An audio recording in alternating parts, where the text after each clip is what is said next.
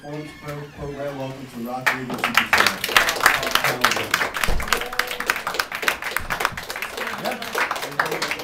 Well, first of all, that big introduction like that, wait, I gotta get this up here. I don't need a big introduction like that. I'm actually very, very excited to meet you guys because what you're doing, if you can imagine, let's say you're going into the future 50 years from now, which is kind of crazy. You can't really imagine that. And there's stuff going on at school, and there's stuff, I don't know, pick something nutty that's going on at school right now. This Amanda Bynes thing, does that mean anything to you? No? You know, there's some girl that's going crazy. Well, anyway, something that your teachers, I'm looking for something that your teachers or your parents just think is the most ridiculous thing that they've ever heard in their life. And it's absolutely stupid, and it has no value, and it's going to be gone tomorrow. It's a fad. You know what a fad is? A fad is something that's here today, gone tomorrow. That's something really stupid. So if you can imagine being a kid, and all of a sudden this new rock music starts, and you get interested in it, and you hear something good in it, like you're hearing it now, you say, wait a minute, that's good. But everybody's saying, this is a bunch of junk. It's not happening. Go to your room, never play it, da-da-da-da-da. You're out of here. It's that radical. It was that radical. Well, to have, that was me. I was the person that it was a bunch of garbage. You don't want anything to do with it. All the people in it are derelicts. Think of everything you could possibly say, and by the way, it'll never last, okay? So if you can imagine being in a situation like that, something in your school where you're being told that, you can't even imagine what it would be now. And then you're like a time traveler, and 50 years later, you come back, 45 years, 50 years later, you come back and go, wait a minute, guess what? It was good. I mean, I can honestly tell you that I remember being with a girlfriend in the A&P supermarket, two of my friends, and I was 13. And there was this guy on the cover of a rock magazine, Mick Jagger, and he was from this new group, the Rolling Stones. And my friend Amy, I'll never forget, Amy Horowitz, she starts screaming like, ah, he's so great, ah. And so we got thrown out of the grocery store. And if you could, and the Rolling Stones, for example, I'm getting a tangent, when they came out, they were seen as kind of like bad boys. The Beatles were the good boys. That was the image that they made, because they kind of came out around the same time. If you could imagine telling your teacher, literally, 50 years ago, well, you see, Keith Richards from the Rolling Stones is doing his autobiography, and he's giving a speech at the New York Public Library. That would sound about as crazy as pick some crazy thing. I'm telling you, this nutty Amanda Bynes person, whatever. I'm just picking that because I didn't even care about her until this week. I said, gee, what a nut. What happens in 50 years if she actually is some good, and people say, we're going to study Amanda Bynes now, the girl that's getting herself in all this trouble. That's how radical this music was, but the fact is that it was really great. And that's something that you probably know more. I took a lot of piano lessons. You probably know more about the music itself than the structure, et cetera, that I do. But the thing that is really impressive to me is that you're studying it because it's good music. And the fact is, when you play the music, I think the thing that you should try to remember, if probably your teachers have told you this already, is it's not just the music, it's the attitude that the music, was developed with. If you play the music, imagine that you've never heard anything like this before in your life. It's totally something you've never, ever heard. And what you're doing with the music is so outrageous that it makes you do it a certain way. That's the best way I can explain it. It's not just the notes. It's like for me, it's hard for me as a person who grew up with this. And by the way, I'll tell you about seeing Jimi Hendrix in a minute, which is kind of funny. For a person who grew up with it, it's hard for me to separate just the music from the person. When you say Jimi Hendrix to me, I don't just hear the music. It's this whole thing about, wow, that guy's so weird, he's dangerous, took a lot of drugs, he's freaky, all that kind of stuff, the kind of like the outlaw stuff comes along with it. When you think about it, if you go to a museum I was trying to think about today, and you go to an art museum, and with your school, you see pictures by the artist Van Gogh, and everybody's going studying Van Gogh and his technique. But that guy was off the wall, he chopped his ear off. You know, you hear stories over the years about how many of these artists throughout history have been like out there. And people at the time didn't respect them. Mozart, you know, there was a whole movie about him and books about him called Amadeus. He was the first artist back in like the 1700s that acted nuts. You know, like he was just crazy, and people thought he was crazy. He would hide under the piano and run around the room, and you know, when people would go see him, it wasn't just the music, it was the nuttiness, but the music remained. And that's the thing about Hendrix. He had an image that went along with him, but the music remains, and that's what's great about you guys doing it and preserving the spirit of the music, which is outrageous. And to this day, I don't think anybody, people try to imitate him, have tried to imitate him over the years, you know? People sort of gave up. You know what I mean? It's like, all right, after Hendrix unfortunately passed away, which was very, very shocking, if you can imagine. I'll tell you in a minute. And then other people, they were going to be like the new Jimi Hendrix. So the first person I can remember that they said was going to be the new Jimi Hendrix was this guy, Robin Trower. And Robin Trower has his own group, but he was in blah, blah, blah. You know what he's in. Hang on. You know, I get sometimes I'm having not a senior moment, I'm having a music moment here. Procol Harum. There you go. Mr. Procol Harum, and there you go. And, you know, he had a record where he did sort of play like Jimi Hendrix, but he didn't sing. He had somebody else singing. Nobody could do Hendrix's performance, his histrionics. Now, you've probably seen all the pictures of what he would do, and he would play with his teeth and do the thing in back of him. Yeah, he would. And if you imagine that you're in school and nobody knows about this dude, and you go, holy smokes, did you hear about this guy? That's what it was like. Well, let me tell you, the first time I know I saw Jimi Hendrix, but I don't really remember. Now, I'm going to tell you why. It wasn't drugs. I wasn't on drugs. Can you imagine seeing somebody who becomes this like world famous person before they really do what they do? Well, I saw Jimi Hendrix was in a group called Blue Flame.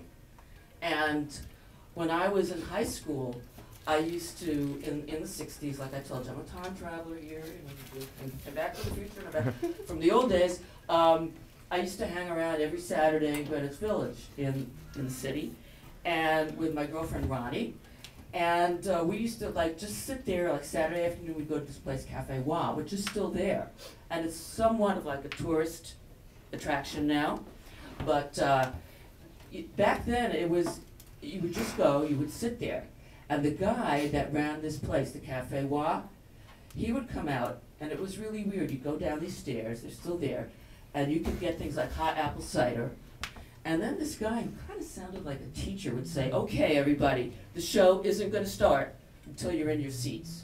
And we thought that was kind of funny, because we weren't in school.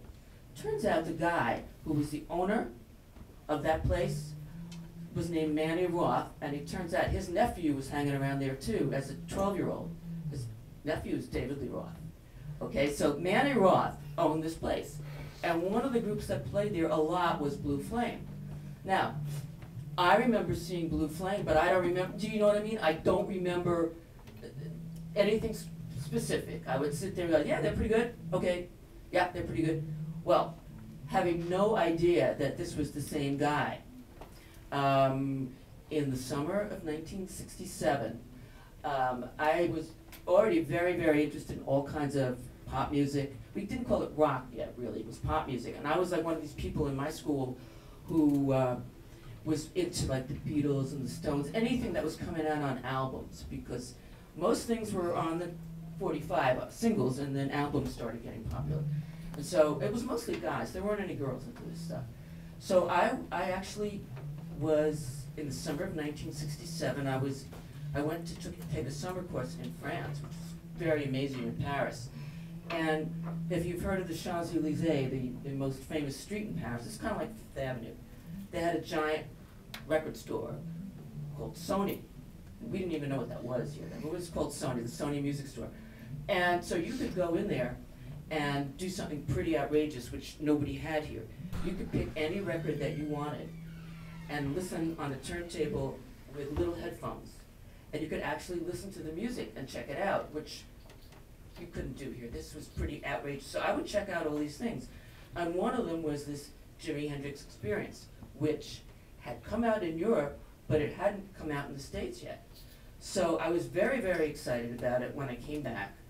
And I got the record, and what turned out before he got popular was every day, me and two of my buddies, during lunch period, instead of lunch, we would go into the library, school library, and they had a little room called the language lab, where you were supposed to put records on to learn languages, you know? But every day we'd have this rotation of which record we were gonna play in our headphones. So I would have the Jimi Hendrix record. And then there would be one guy would have the Four Tops record, and you know, all different things that were popular. But Jimi Hendrix just all of a sudden was becoming this outrageous guy. We'd hear about him, and then if you'd hang around in the city, you'd always hear these people whispering like, Jimi Hendrix is here, Jimi Hendrix. And everyone wanted to go see Jimi Hendrix. Did I ever see him perform as Jimi Hendrix? No. Why? Because he was always performing when I was in school or whatever. This is the crazy part. But I'll never forget, he performed, one day I was in the movie theater. This is the kind of thing, if you were a kid, just imagine being who you are now, and Jimi Hendrix is this person that nobody ever heard of, and how he's getting popular. We were all in the movie theater on 58th Street and 5th Avenue, seeing this movie, Romeo and Juliet, 1968. And some guy comes out and says, Jimi Hendrix is here. He's in the men's room. Okay, now, this was very likely, because Jimi Hendrix was living in New York, he was all over the place. So everybody rushes, nobody's watching the movie, we're all standing outside the men's room to see Jimi Hendrix, and it was Jimi Hendrix, okay? So I didn't see him, he didn't have his guitar, but I did see, and I thought, no, it's not really him, some guy's like posing and stuff. But it was him. He's actually one, then of course I saw all the images contemporaneously, which means at the same time that he was happening. I saw a lot of the other groups at that time. You know, if you're at school, you can't go every night. You know, my own college, I saw the Doors. Of course, I saw Led Zeppelin, which they became like my favorite. I saw the Beatles, name a group, Stones. I saw them all at the very beginning. Jimi Hendrix, well, I saw him when he was in Blue Flame, and I saw him coming out of the men's room. There you go. But when he passed away, he was the first one. There were a whole bunch of people that year that were 27 years old, like in 1970, sure. Isn't it called the 27 Club? Well, it is now. That's cool, that you know that. It's cool and scary at the same time. You're absolutely right. It's strange and spooky, and let me tell you something.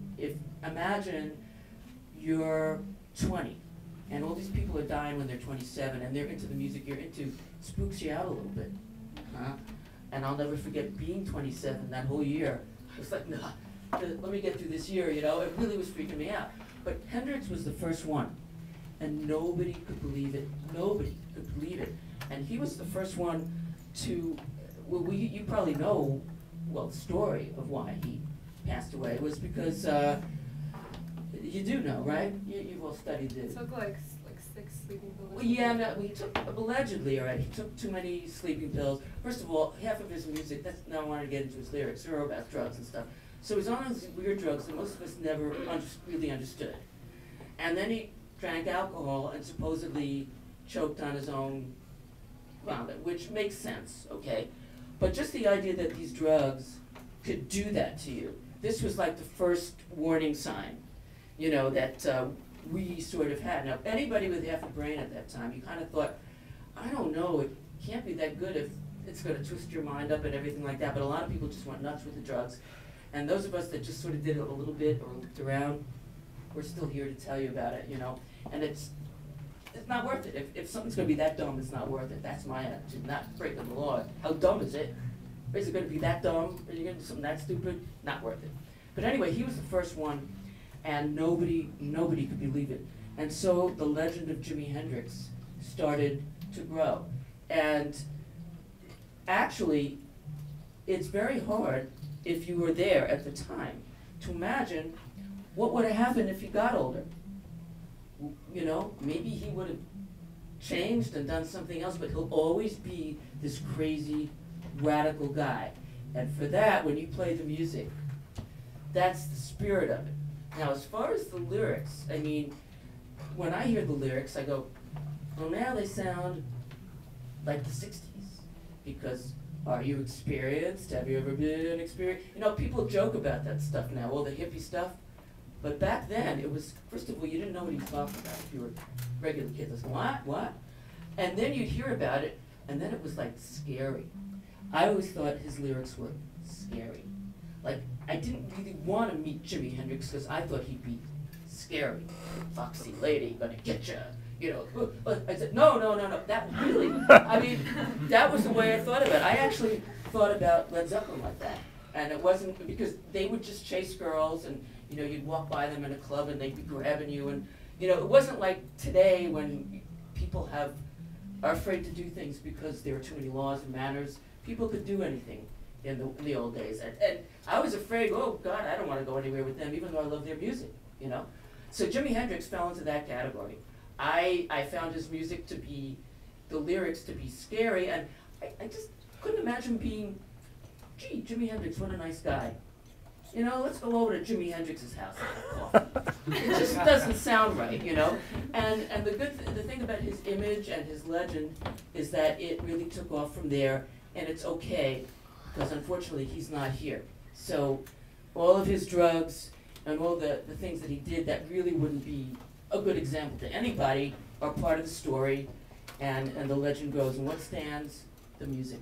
The music is what stands, and so the fact that you are playing his his great music without even having to go into all the other stuff, but just realizing the times that it came from is, to me, really, if you remember anything of what I said today, it's like it's the music itself, because it stands alone. But it also, if you can imagine the times that it came from, that it was shocking. It was nothing like nothing you've ever heard. I can't imagine what would be that shocking today. But that's because I'm not a brilliant genius that can imagine something totally great. I mean, like maybe there are people that could, like, I don't know, hang from the ceiling with one arm, defy gravity or something. You know, something of the future that you can't even imagine. Something like that. Well, that's how crazy this was, and that's how wild it was. And the fact that the music did stand the test of time, and you're playing it, to me, is very exciting. And that's actually one of the reasons I'm on the radio, is because I thought the music was that great, and I wanted to get to play it for people. And so it's been so many years now, and the music is still better than a lot of stuff that comes out now. And you're playing real instruments, and that's really important too, because nowadays, you know, a lot of people think whatever music is coming out, it's got to be better because it's new. Well, it's a lot of times things come out, it's because they're cheaper to make. You know, it's too expensive to pay all the musicians now, so they can have a machine do it, you know, et cetera, et cetera. You're playing real music by somebody, by a really great musician.